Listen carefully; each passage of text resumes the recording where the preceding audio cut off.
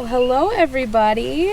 This is Katie Kraus, the program manager for the Ridges Sanctuary, and today I'm joined here with two of our volunteers. We have Jane and Julie. Hi, I'm Jane Whitney. I'm a volunteer here at the Ridges Sanctuary. I'm Julie Knox, also volunteer here at the Ridges Sanctuary, and we also volunteer for the frog monitoring program. So what are we out here doing today? Well, tonight we're out listening to the spring peepers. Here we're at the Ridges Beach here on the shores of Lake Michigan.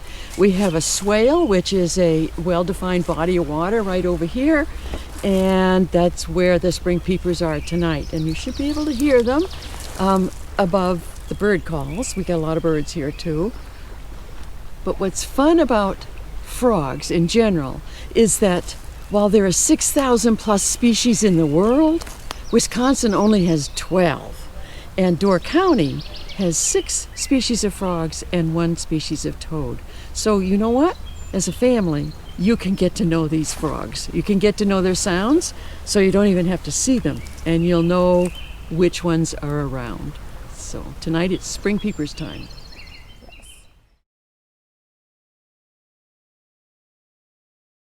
Well, early in the season, wood frogs. They sound like clowns chuckling or ducks. Then spring peepers come right along, and they're pretty distinctive. Here we'll also hear the leopard frogs and Toads are coming out toads. right around Yep. this time of the year, about the same time as the leopard frogs, Right. just after the start of spring peepers. And those leopard frogs kind of sound like the toys, the frog toys, right? Where you take the stick and you rub it on the back of the. They do, of the but wooden? in some ways that's almost yes. One of the things, there are 2 ways they describe the leopard frog. One is Oh yes, the snore. snoring man. the snoring man, and once you hear it, you'll absolutely think, "Oh my gosh, I know what that is." The other way is described as if you had a big full balloon and rubbed your fingers up it. You know that it's that same sound. Oh. Absolutely, that's what I mean. Frogs are fun. We only have a few to learn. The wood frogs chuckle and quack. The peepers peep. The leopard frogs snore. The Toad trills, a very long trill, about 30 seconds off, and it just goes trill. green frogs, which come after these, we have the tree frogs in between. They're kind of a late spring. We talked about the early spring, wood frogs, peepers, and leopard and toad. Then late spring is the 2 tree frogs we have. By and large, we have the gray tree frog is more common than Cope's tree frog. They're kind of a raspy sound, coarse compared to the peeper, and they frequently seem to be higher in the trees. And they don't sing as long. They have sort of I don't know, I can't even describe it. Then the green frog comes along here, and he likes the warmer water and more permanent wetlands. And they are described as a plucked banjo. Not a bullfrog. Bullfrog's different altogether. But, so those are the ones we have here in Door County, plus the toad. Oh, I think the most interesting one are the wood frogs and the peepers and tree frogs that actually freeze solid during the winter. That's crazy. Yeah. They freeze solid. They freeze solid. They freeze so solid that actually their heart stops. So the cells, all that water's left their cells. They produce an antifreeze that allows their cells not to burst, and they simply shut down their body functions. And then in the spring, when it thaws, that wood frog wakes up. It takes a couple days to complete coming, but several hours it'll come to and start to thaw, but it takes a couple days. And they can freeze and thaw and freeze and thaw several times until they start to eat. Once they start to eat, then it's permanent. Right. Then they are permanently awake, and those are the tree frog style. The water frogs that we think of, they're true frogs. The leopard and the green frog, they do something different. They go to the bottom of a pond and they dig a very shallow pit.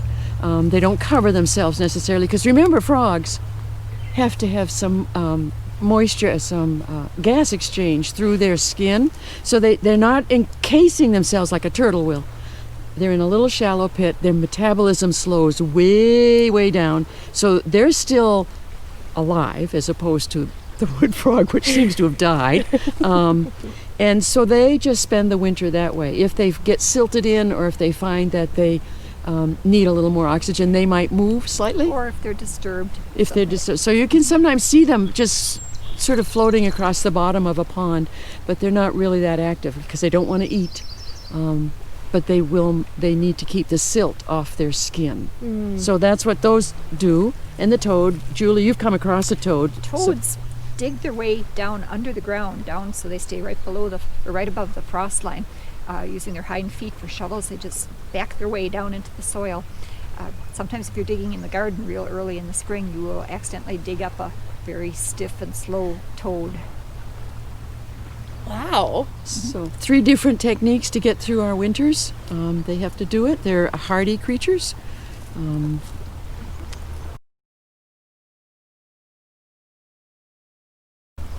When they wake or thaw or come to or leave their slow metabolism, they generally are ready to do one thing, and that's mate.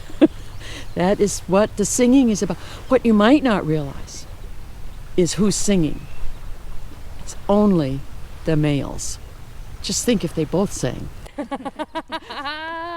So it's only the males that are singing. Their sole purpose is to attract a mate. They're not so much territorial. They're looking for a mate, and they'll be selected. They get cranky with each other if there's too many males around or too close. They might have a slightly different. The spring That's when they peeper. kind of trill a little bit. Yeah, the spring peeper not just peeps but will also trill, and frequently, from what I have read, it's if another male is just too close, and that trilling is just sort of a back off. Wow. To mate, they once the female has selected that male, he will mount her from behind and grab around her. That's called amplexus. They have big thumbs for hanging on. Yep, big thumbs for hanging on. That position is called amplexus. And the eggs are then fertilized externally. As the female releases them, the male fertilizes them. So it's an external fertilization process. But the female definitely does the selecting of the male. Wow. And if you guys can hear us while we're standing here right now, the peepers decided to join us. They decided they weren't afraid of us talking anymore. So you might hear those in the background. And they're just the males. And if you can, listen for the trill.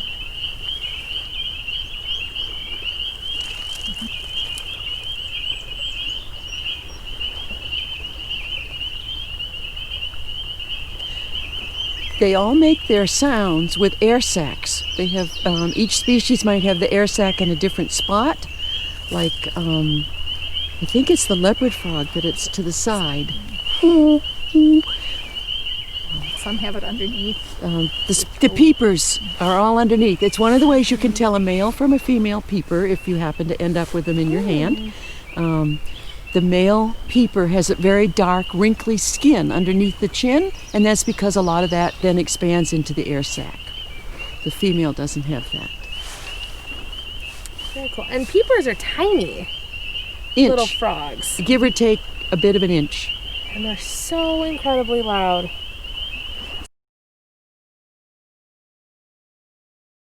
All adult frogs are carnivores, so they're eating insects, dragonflies. What's interesting about a frog is our tongue's back here.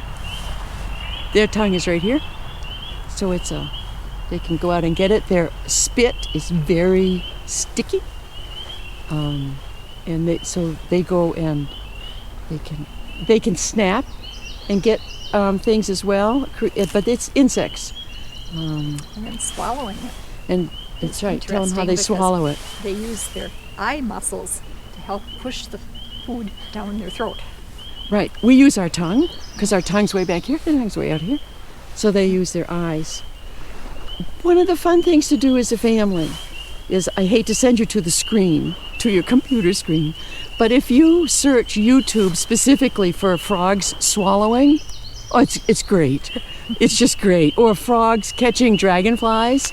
You can see all of these adaptations that they have. In such a small body, it just makes them perfect.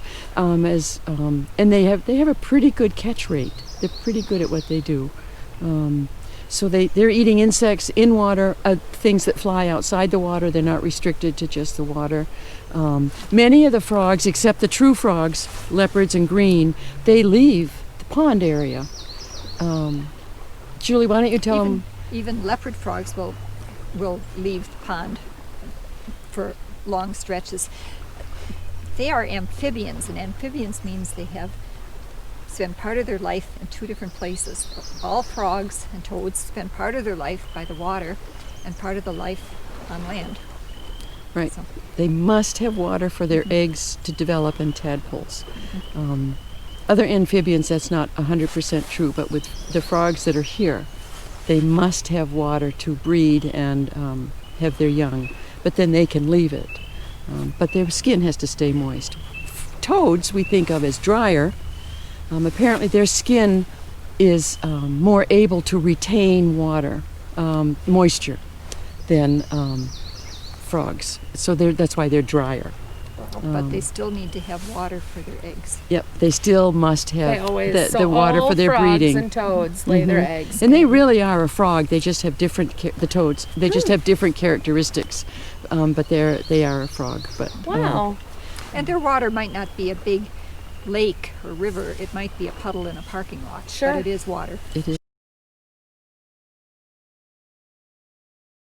I always love to promote anything doing with citizen science. It's the best thing you can do. You learn so much. It's helpful because what you're doing is collecting data for the professionals in the field so they can make better decisions. So here we are with the frog and toad survey. You would look up, Google, Wisconsin Frog and Toad Survey. It'll pop right up. You can learn all about it. It's also a great resource for information about the frog species in Wisconsin. They have videos. There are sound tapes as well. You can listen, lots of info. So it's called the Frog and Toad Survey. It's been going since the early 80s. It's one of the longest running surveys in the country. And so what happens is, it so happens that 4 of us do it together, but you can do it alone or as a couple, but you have to have an official route. So what you would do is contact Andrew Badge, B-A-D-J-E, at the DNR, Wisconsin DNR, and see if there's any routes available. And that's also listed on the website. And then you could sign up for a route, or if they're looking for new routes, that's how we got into it. They called and they asked if we could find a route here in northern Door County. You stop at 10 places. You do it after sunset, so you're not During set periods of the year. right. different times. The protocols are pretty straightforward, but there are protocols. You do it just 3 times in the season: April-ish, May-ish, and June-ish. Ish. Or early July. Yeah, somewhere in there. And so you go out and you have 10 sites, and you simply make a note of how many frogs. You make a judgment call of how many frogs you're hearing. Like these frogs. We're hearing many of them. Their calls are overlapping. We couldn't say, oh, there are 3 frogs there. Overlapping calls. We would consider that a 3. A 3. You have 3 numbers. You have a 1 when you hear just 1 or 2 frogs. You have a 2 when there's a frog there, and a frog over there, and maybe one over there. That's a 2. Anything else is a 3. Peepers are usually 3. Peepers are 3s. Unless it's that random day in September when that one Yeah, frog is that one calling. frog. So- Not when we're surveying. No. Yeah, but so it's pretty straightforward. You go at night, and because you have 10 sites, it can take a while. It takes us about 2 hours, 2.5 hours. We go 50 miles, and you get out at each site and listen. One of the things, yeah, we'll both do it. Okay. You make big ears, and it's amazing how much What a better you difference can it hear. makes. Just amazing. If you think about an animal, a cat or a dog, that twitches its ears around and focuses them, this is what that's doing for you. Rabbit, white-tailed deer. Yeah. You know, it's amazing. So we do that. So we're in the dark. We're jumping out of the car, listening, old ladies on the side of the road. People frequently stop and say, Are you all right? "Are you all right? Do you need help?" Oh, we're good. So it's easy. It's just 3 times. Takes a couple hours. You fill out the form, and you mail it into Andrew. You're done. And it's a great, easy thing It's to do. easy, it's fun, and it means something. It is. They've It been collecting matters. this data because frogs are canary in the coal mine. That's why we pay attention to amphibians, because they require both habitats, wet and dry. Their skin is porous. Pollutants affect them quickly. And of course, they're actually huge insect eaters. They're vital. If you like mosquitoes, great. You might not like frogs, but if you're not so fond of some of those things, become acquainted with the frogs. So they're important. They can tell us what's going on in the environment. They, of course, just in and of themselves are wild creatures, so they're important that way.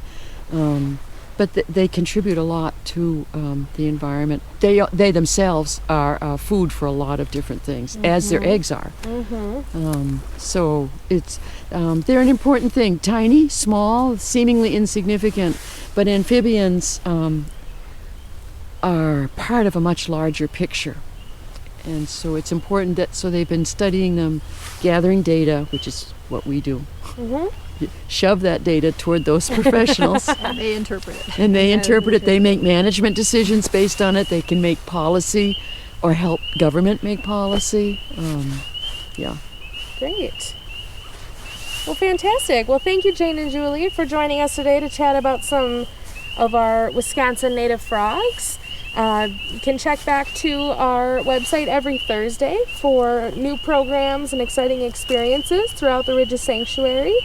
But just like that, we'll see you next time. Get out there and listen for some frogs.